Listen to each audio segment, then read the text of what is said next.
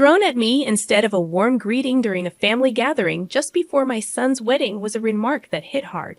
In front of me, a baguette from an upscale French restaurant rested on a glass plate, a symbol of unexpected humiliation served by my son's fiancée. I had raised my son, Christopher, on my own, and never did I imagine such a moment of degradation. As a 55-year-old housewife named So, widowed early in life, I had dedicated myself to nurturing Christopher. This year, he turned 25, graduated from college, and secured a job, becoming the pride of my life. Despite his success, he chose to continue living with me in the house left by his late father. I cherished the idea of spending more time with him. However, my world took an unexpected turn when Christopher revealed he had a girlfriend and intended to marry her.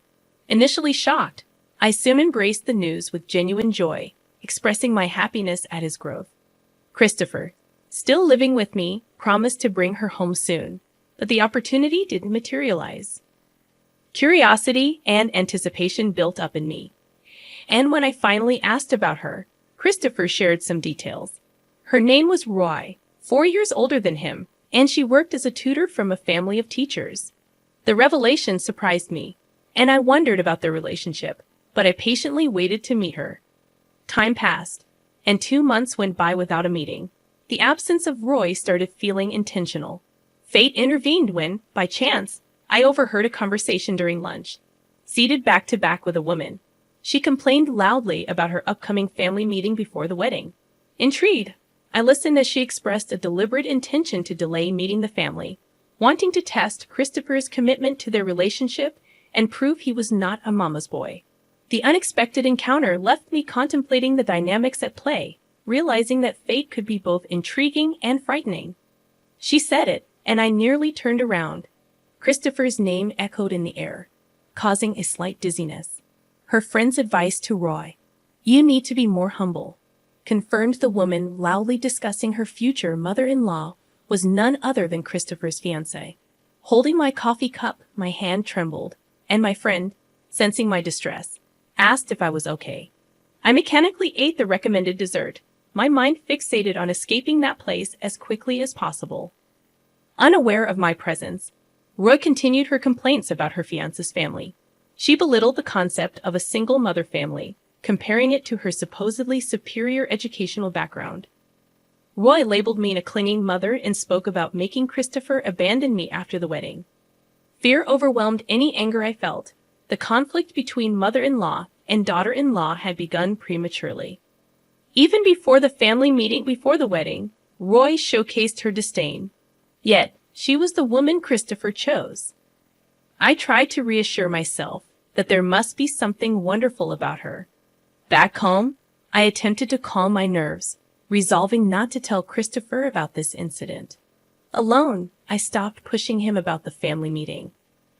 I knew she had no intention of attending, and I refused to continuously be looked down upon by being too accommodating. Christopher sensed my change of heart, but didn't press further. "It's okay if you're busy, whenever it's convenient for you," I told him, trying to ease his burden. The wedding plans between Christopher and Roy seemed to progress faster than the family meeting. Spotting a wedding venue brochure on the living room table, I realized the countdown had begun. I contemplated speaking up about the wrong order of things, but refrained for my son's sake. Making a fuss would lead to accusations of being unable to let go or being a mama's boy, faceless accusations that would upset me. Christopher was crucial to me, but he was an independent adult. I had refrained from interfering more than necessary, demonstrating my tolerance. One morning, Christopher abruptly announced a family meeting with the parents-in-law. They had reserved a fancy French restaurant, and he wanted me to come. The meeting was scheduled in 2 days, a sudden announcement that left me a bit irritated. Shouldn't such things be planned after matching everyone's schedules? I held back my frustration, saying, "All right, I haven't formally met Roy yet, so it's good to meet her sooner."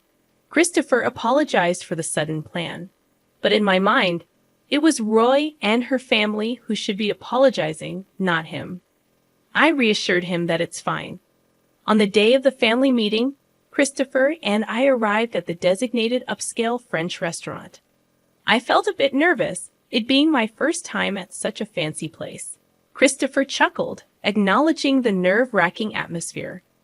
As we gave our name to the staff, we were guided to a private room where Roy's family had already gathered. Roy and her mother, Mara, were present.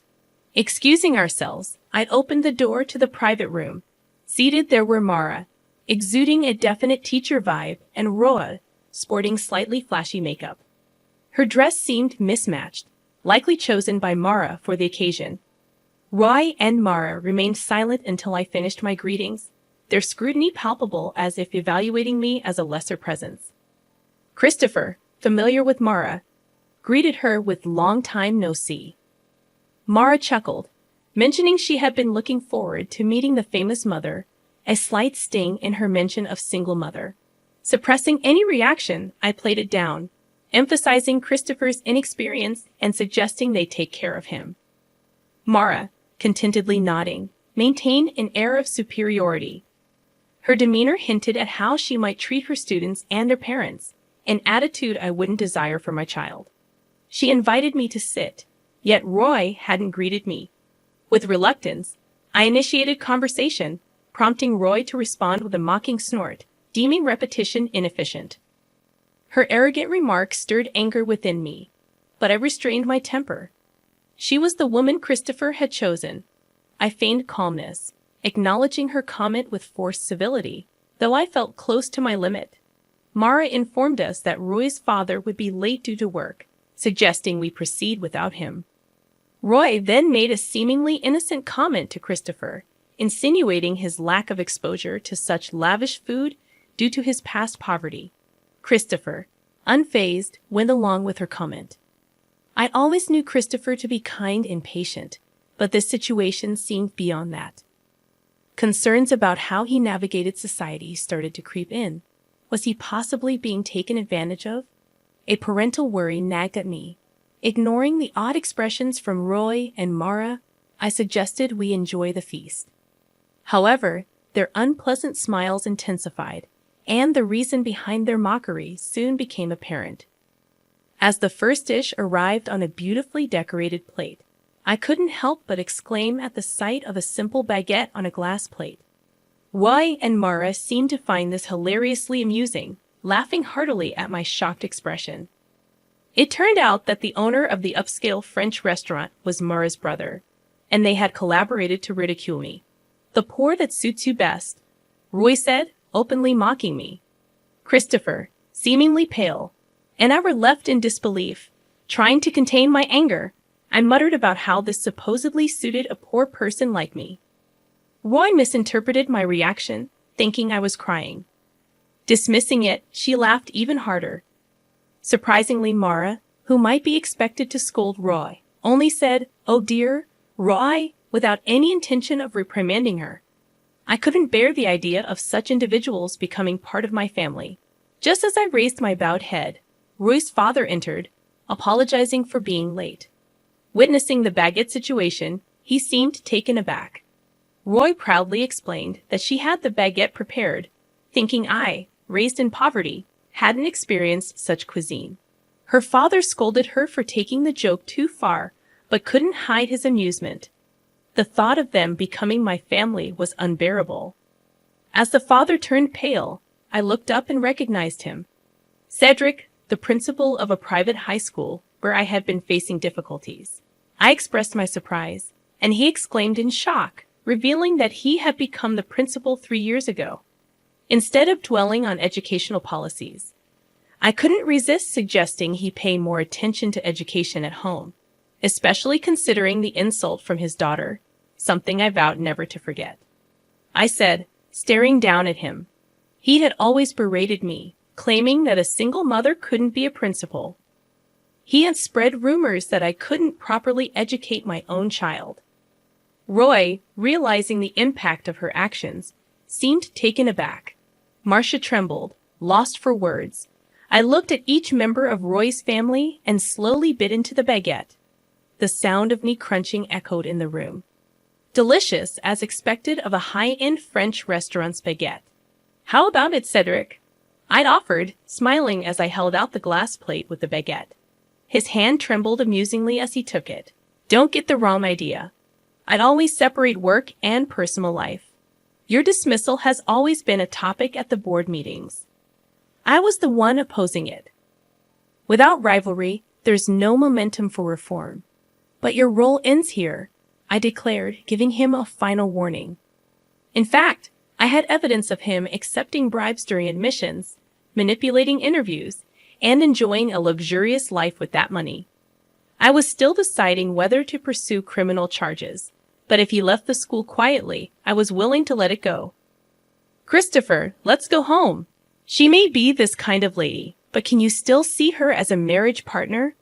I won't stop you if you choose her, I said to Christopher, whose gaze was fixed on the baguette Cedric held out to him. Roy, with a strange smile, whispered, You'll marry me, right? Thinking that marrying him was her only way to save Cedric's position, her pleading eyes turned to him. He looked down, gripping his hands on his knees. The engagement is off. This marriage is as if it never happened, he declared. It's just a joke. I didn't mean to mock you. It's a joke, Christopher. You're so stiff. Roy desperately tried to cover up. If that wasn't mockery, then what was it? I was amazed that she couldn't come up with a better excuse. He looked at Roy with an unexpectedly cold gaze.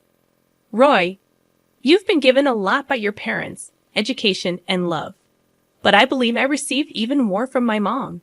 Seeing her work was cool. She's still cool, he declared. He could never forgive her for mocking me and expressed pity for the students she was teaching. I wouldn't want to be taught by someone like her. I heard bad rumors about you but chose to believe otherwise. You betrayed that trust, he said, causing tears to stream down Roy's face. She seemed to finally understand the irreversible damage done. Wait. You're joking about the breakup, right? I bragged about getting married to my friends. I can't break it off. It's embarrassing, she pleaded tearfully. What's most necessary for you now is to reflect on how things came to this. We probably won't see each other again, but I hope you grow, I said. As Christopher and I were about to leave the private room, Cedric grabbed his shoulder to stop him. Christopher shook off his hand as if it were something filthy. I've been patient, but let me say this clearly. What's wrong with being raised by a single mother? Did you see Roy's vulgar behavior? Raised by respectable parents. You should be more ashamed, he said firmly. Cedric had no response and looked down in shame. Roy's cries echoed in the private room as we left the restaurant. The moment we stepped outside, we heard Cedric's angry voice, probably yelling at Roy. Christopher, you need to be more discerning in choosing women. When I said that, he scratched his head and mumbled, It's embarrassing. Apparently, Roy had aggressively pursued him, and Christopher, who tends to be easily swayed, fell into that situation. It was clear that Roy saw an opportunity in him. Regardless, I expressed relief that everything came to light before the marriage as we headed home. The engagement ended amicably. Roy initially demanded compensation, but Christopher dismissed it logically, explaining to his lawyer that Roy was entirely to blame for the broken engagement. The compensation demand was dropped, and when threatened with a lawsuit, Roy quickly backed down. Perhaps her parents advised her not to escalate the situation further. Though I usually keep work and personal life separate, Cedric had to leave the school due to the bribery issue during admissions becoming public. Faced with the choice of leaving quietly or going to court, he opted for the former. Unemployed and desperately seeking a new job, he faced the challenge of overcoming the bad rumors that spread fast in the industry. Roy, having resigned from her tutoring job, was reportedly confined to a room in her parents' house, too embarrassed to even seek new employment. Marcia, burdened with 2 unemployed adults, was allegedly preparing for divorce, yet she couldn't maintain her previous luxurious lifestyle.